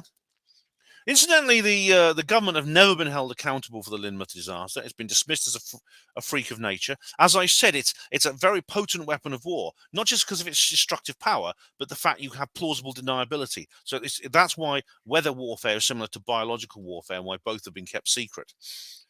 But what they did was, so they said, we can't bomb these bikes, these guys on bikes. What we can do is you can destroy the Ho Chi Minh Trail. So they sprayed silver iodide onto the clouds at the start of the South Asian monsoon, making it far, far heavier, creating huge rain clouds, which, as you can see here, I mean, they're waiting, they're still trying. I mean, this must have been when it wasn't so bad, before it really got going.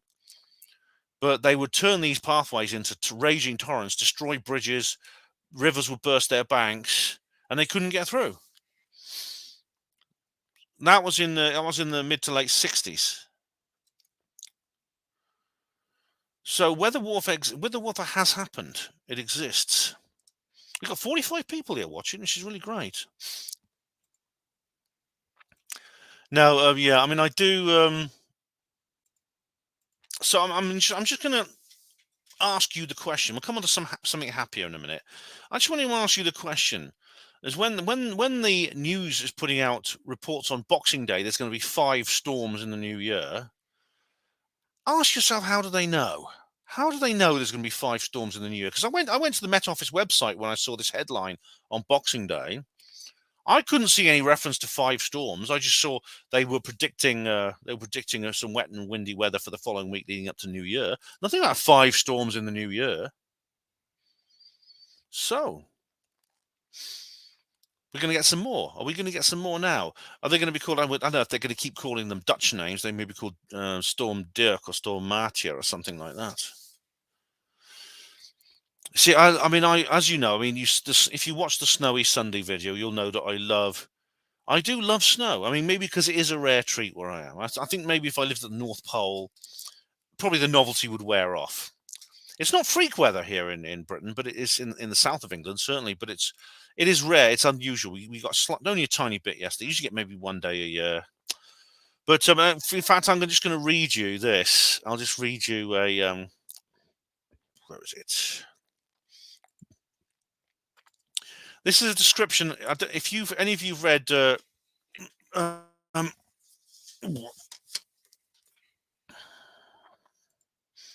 think some of you've read Roswell Rising, a novel of disclosure, my book. Available at all good bookshops right now, £10. Hello, David, Splendid Isolation. How do you do? And Dennis, where are you, Dennis? Because Dennis, where do you live? Norway? I'm going to show you something from Norway in a minute. Anyway, this book, Roswell Rising, has a sequel called Roswell Revealed.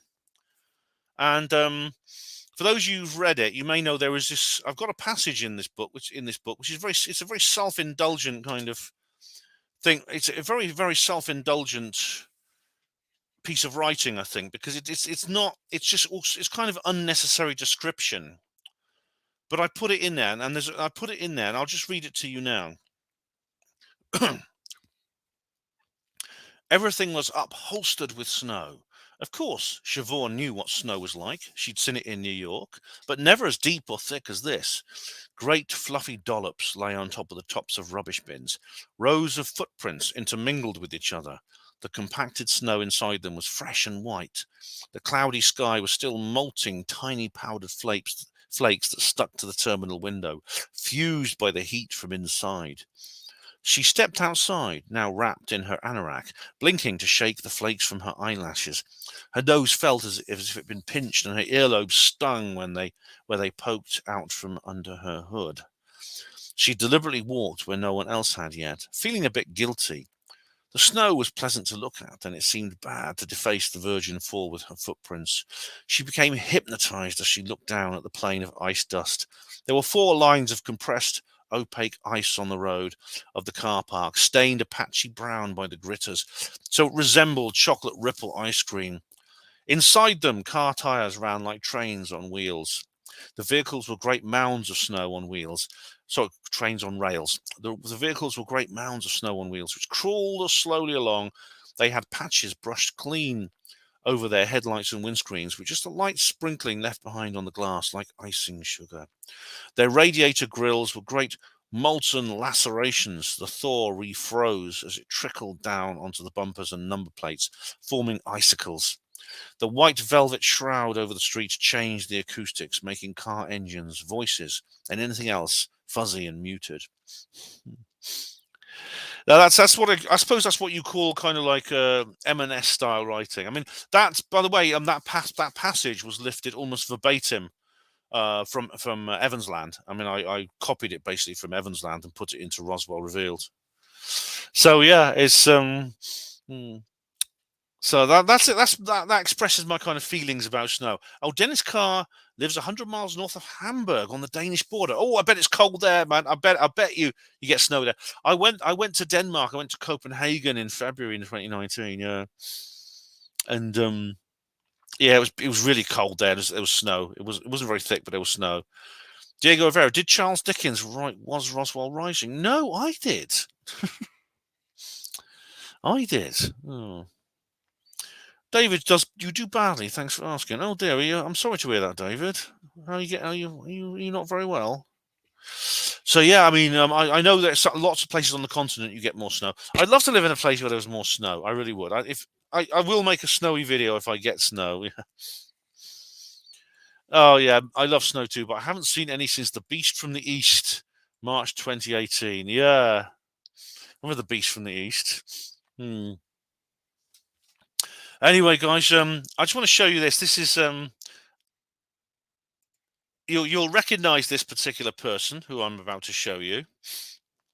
But I thought I'd show you a little bit of this because it's just so lovely. It's just so beautiful to look at this. What you're about to see.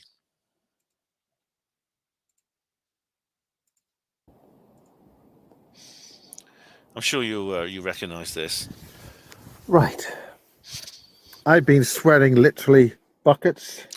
Oh, look at the doggy, cute dog's doggy. Been out. Now we're going to go on a walk. Now Anna has told me to make a video because this ain't normal, in her words. I've just dug all this stuff out. Oh man, it's beautiful, isn't it? And we're going to go around this way.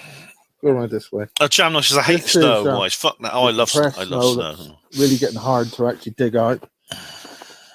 And when you see the dog, oh, that's beautiful. You're modeling this. The dog's cute as well. Yeah, okay. Leela, you better be modeling. You're my little model here. Okay? So maybe be getting a relative height of the snow of the dog. Wow, look at that. It's got to be 3 feet, man. So 2-3 feet. If I don't know how big the doggy is, but sort of. Okay, that's the dog. And you can sort of see what I've dug out using my manly power to dig this out. You can just hear his boots in the. You can hear his boots, can't you? So on top of that, making. Oh, it's beautiful. Escape. It's gorgeous. So that was meant to be really serious. The thing is that with snow. Oh, he used to find black goo in the snow, says Diego Rivera. Miles does other things apart from find black goo. Oh. Yeah, I think that dog likes black. It does like Miles, I think. For people who don't understand snow, this is very light and fluffy, and it is manageable. You know, you can lift that out of the way. Look at the trees and the houses. You know. Oh, and that the snow's actually higher than the dog. So, you know. Lemsit, why are people selfish and panic buy with just one snowfall? Yeah. If I know there's a lot of snow coming, I'd buy a sledge. That's the only thing I'd buy. We're now going to try, and the problem is that the car can't really reverse into that to get out. I wouldn't want to even a 4x4. Now this is the bit that I've done. Another one, and to be quite honest, heavy further. This was completely clear. Oh wow! Right down to the road. Look at the little doggy's going. It's having real trouble there. The poor little doggy. Tractor, which comes up, and this is right up to way past my boots. Right. Oh wow! And the other side of the fjord, which you can't see, beautiful. They're meant to be getting a meter. Oh, it's lovely. Now the basic point about this is, as a solar system spinning around doing what it's doing, and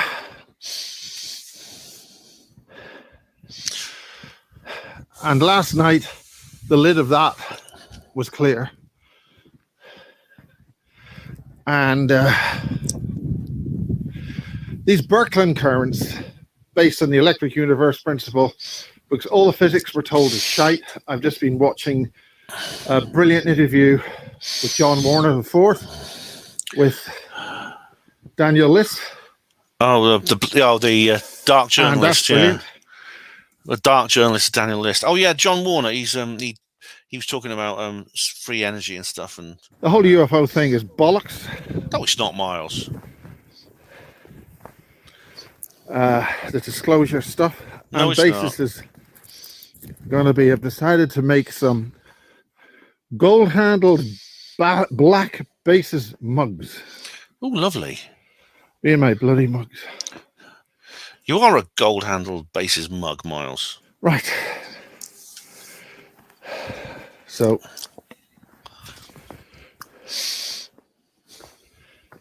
you know, this is... Oh, God, it's beautiful. For God's sake, Miles, next year, please take me with you.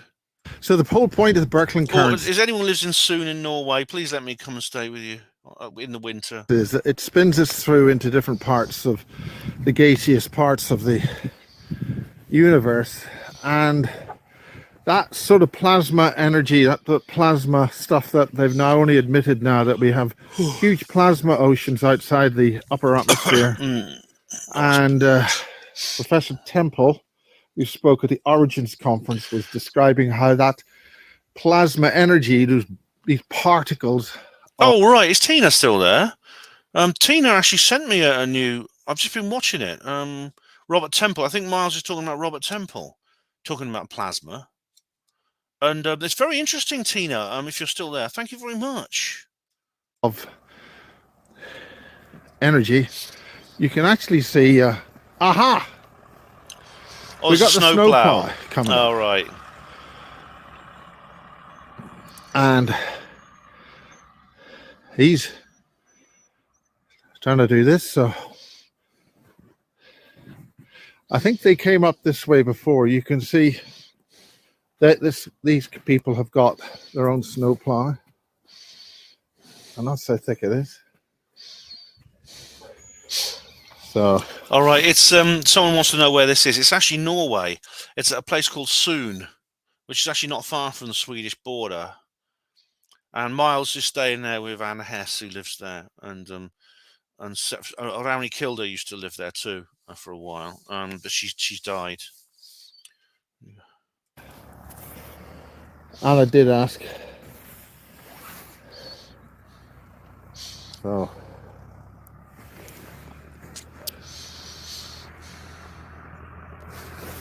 It's beautiful, and it's just lovely. I love the houses as well. I love the houses, the architecture. I really do. And we're going to get out of the way.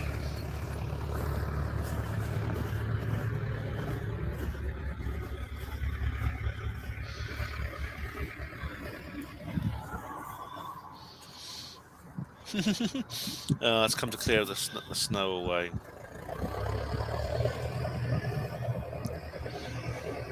I love the acoustics, isn't it? Yeah.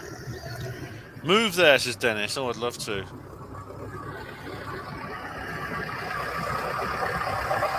It's right about the acoustics when it's snowing, you know.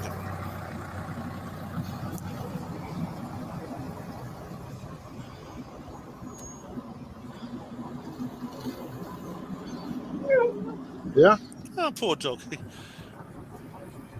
I just love the whole place.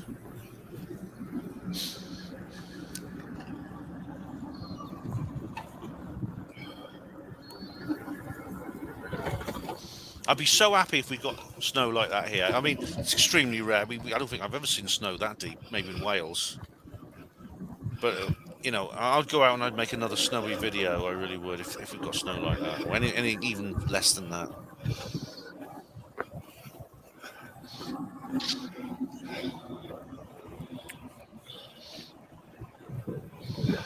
Wasn't it lovely? Let's come on a bit further. That's Anna, I think.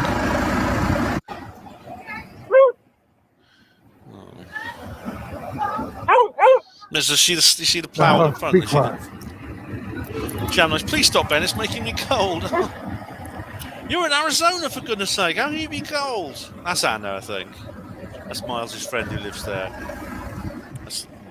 There's a snow blower at the back, yeah.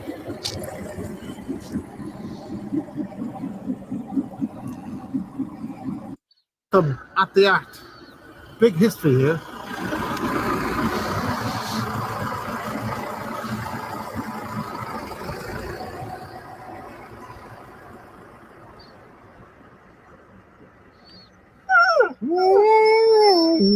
Oh, poor little dog, yes. No. Be quiet. You've got to keep you away from that big machine. Be quiet. Carry along here. In the snow, in the blizzard, so that the dog can have a shake. And I have to say, I had to go back in because Diego, I don't know if Miles drinks. Miles, I think, drinks a bit coffee with milk and no sugar, if I remember. This particular anorak I've got, this coat is very, very good. You are an anorak, Miles. But West London, the dog's paws must be freezing, says West Londoner. Well, you know, I expect the little doggy is used to it because Lena, her name is, she lives there. Yeah. I mean, I think if any of the dogs I know around Oxford went there, they hate it. But I think she's probably used to it. It's a wet weather coat, which means it's waterproof.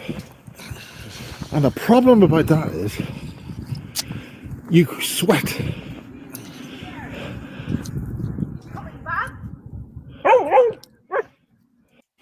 That's what. It's beautiful. It's just lovely. All these solar system elements are, you know, things moving around. So the point is, because our North Pole and South Pole are moved so far off the polar north and south, my friends Roger and Rosemary, they buggered off to some place called Thailand because it's warm there. It's also where the Earth's magnetic Roger and Rosemary. I know Roger and Rosemary. Are they in Thailand? field is strongest, that region of the Earth. But where we are, North Atlantic, it's weakest, down by 20% or more. All right. That wonderful house up there. The dog is saying, "Give me the fucking side." She's got to have a shite. Was I forget the name? She ran the Jupiter Center there, you know, meditation and yoga and all that sort of stuff. That's apparently all coming down this time next year. It won't be there. It reminds me of the snowman. It's just like the snowman, you know. It reminds me of the snowman. I can expect to see some little blonde girl with pigtails looking out the window. It's like that, isn't it? So here we are, freezing to death, holding the camera. This is actually a Samsung A53, which is shite. You can't stay out in the cold. You've got to get dry. Anyway, the Birkeland currents basically mean that the electrical aspects of the solar system are coming into play, which means the upper atmosphere, that's the upper gaseous atmosphere, I think Tina's gone. Massive plasma sea that's outside our outer atmosphere. I think Miles might have seen Miles might have seen the same thing I did, which is this interview with Robert Temple that Tina shared with me earlier. Electrical fields of the moon. We won't go into the whole bloody thing about Birkeland currents and plasma intelligent beings, tiny particles which comprise of an intelligence region of plasma space. All right. And that's what's happening. Those houses are lovely, aren't they? It also means that that's a lovely scene.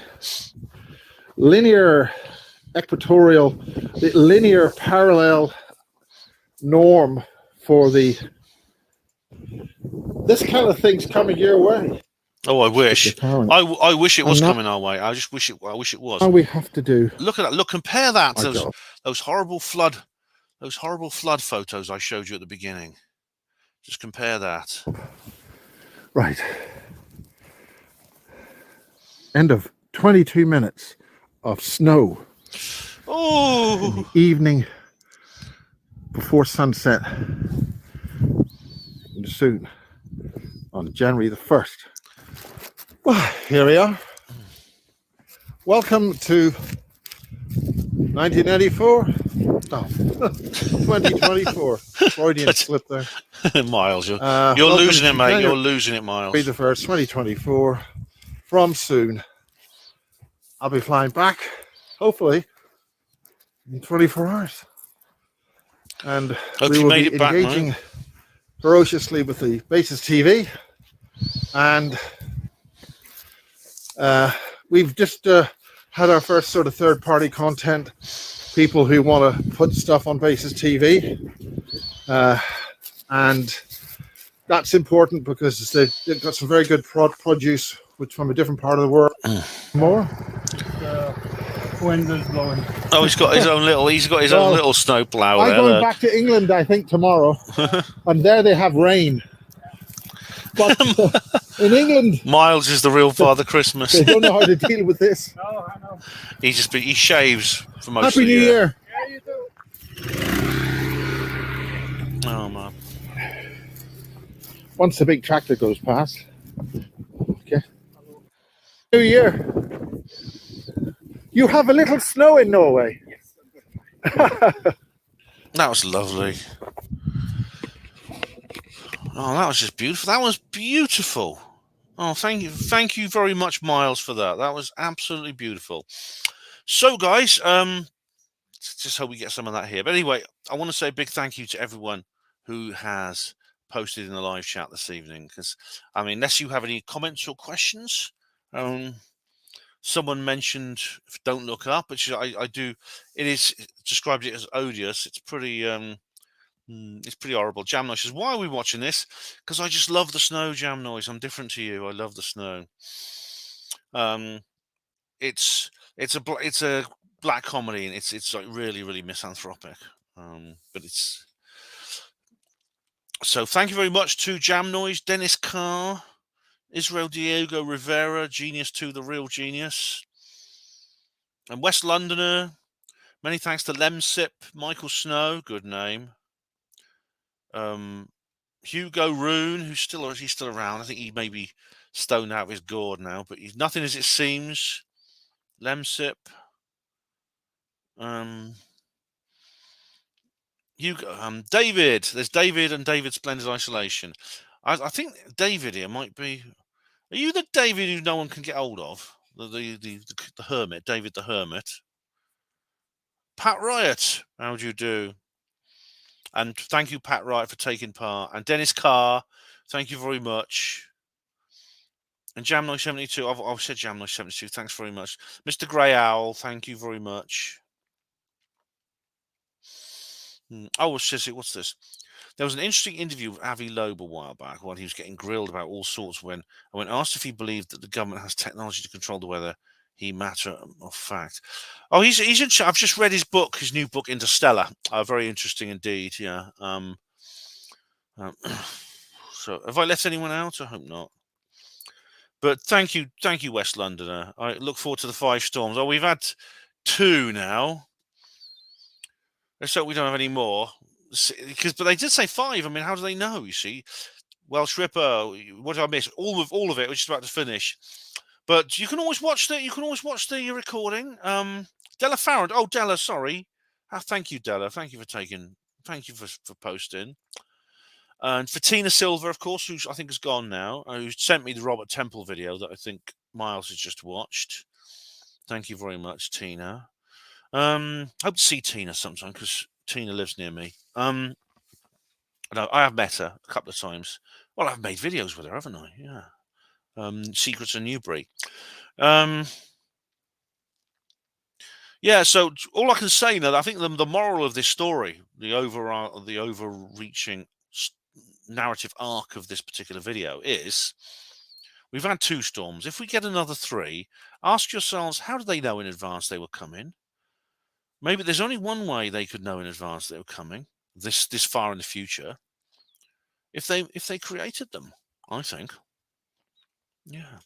So that being said, have a lovely few days. There's another video coming very soon. I've actually just finished processing it. I'll probably upload it tomorrow.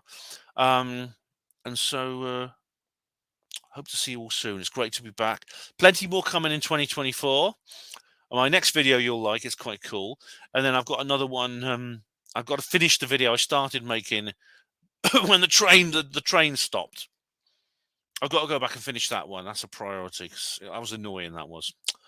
Anyway, guys, Hugo, Jam Noise and I will come and see you soon. Yeah. And it's 5 to 4 where Jam Noise is because she's in Arizona. All right. Well, Jam Noise, all the best to Angel and the family. Give them my best wishes. You take care. Night, Pat Riot. Night, Dennis Carr. Night, Jam Noise. Night, Lemsip.